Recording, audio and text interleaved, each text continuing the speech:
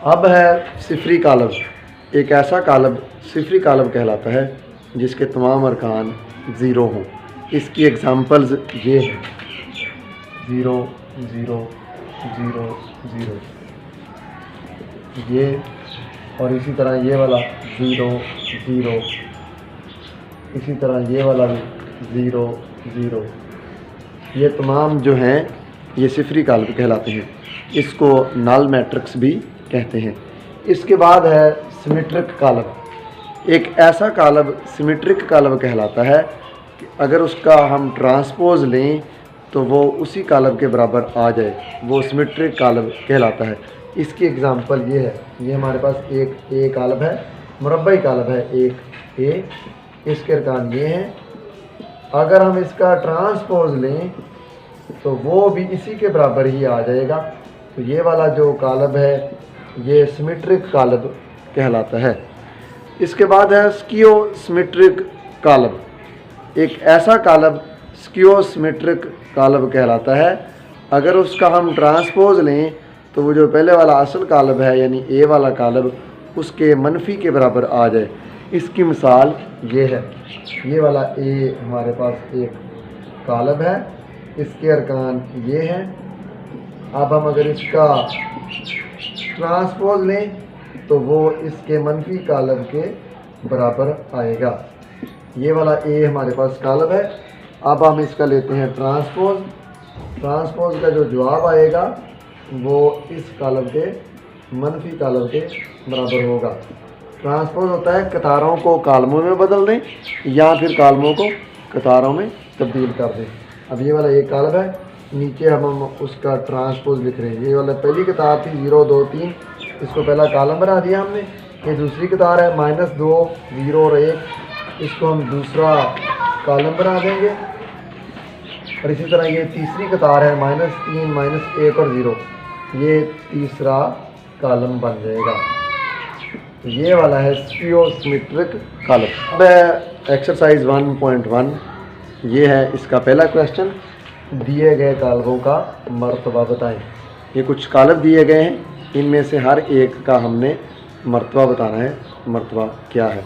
तो पहले मैं आपको ये बता दूं कि मर्तबा क्या होता है।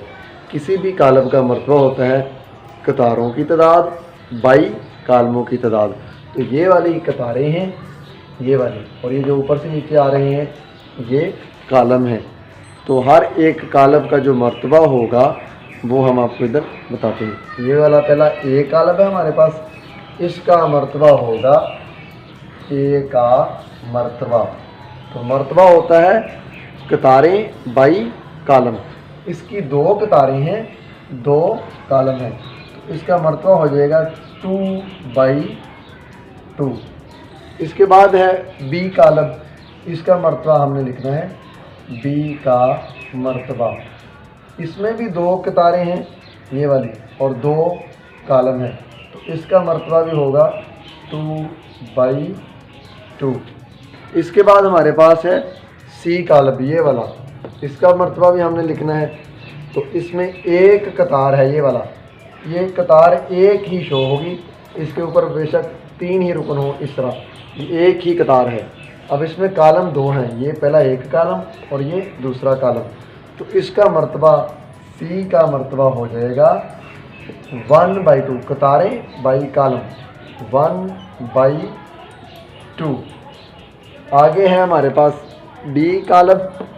इसमें 3 कतारें हैं। पहली ये एक कतार, ये कतार एक ही काउंट होगी, अगरचे इसमें एक ही रुकन हो तो कतार एक ही है। ये पहली कतार, ये दूसरी कतार और ये तीसरी कतार।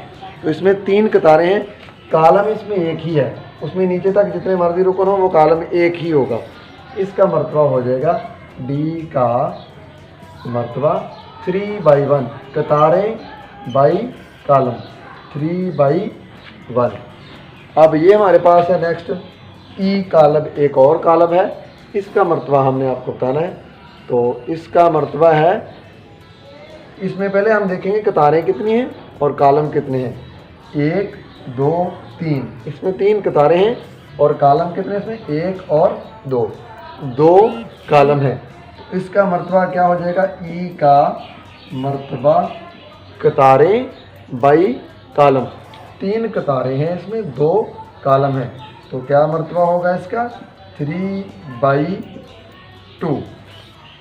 इसके बाद है एफ कालम, एक और कालम है, इसमें एक ही कतार है और एक ही कालम है, तो इसका मर्तबा क्या होगा एफ का। ये नेक्स्ट है जी कालम, इसका भी हमने मर्तबा बताना है।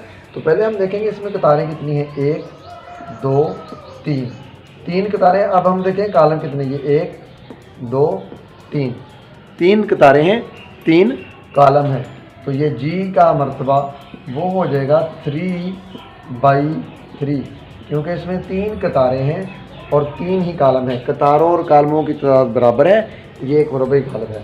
अब आगे है एच कालम, इसका मर्तबा, इसमें देखेंगे हम कतारें कितनी, 1 2, 2 कतारें हैं, कालम कितने 1 2 3, तो इसका मर्तबा एच का मर्तबा वो हो जाएगा 2/3।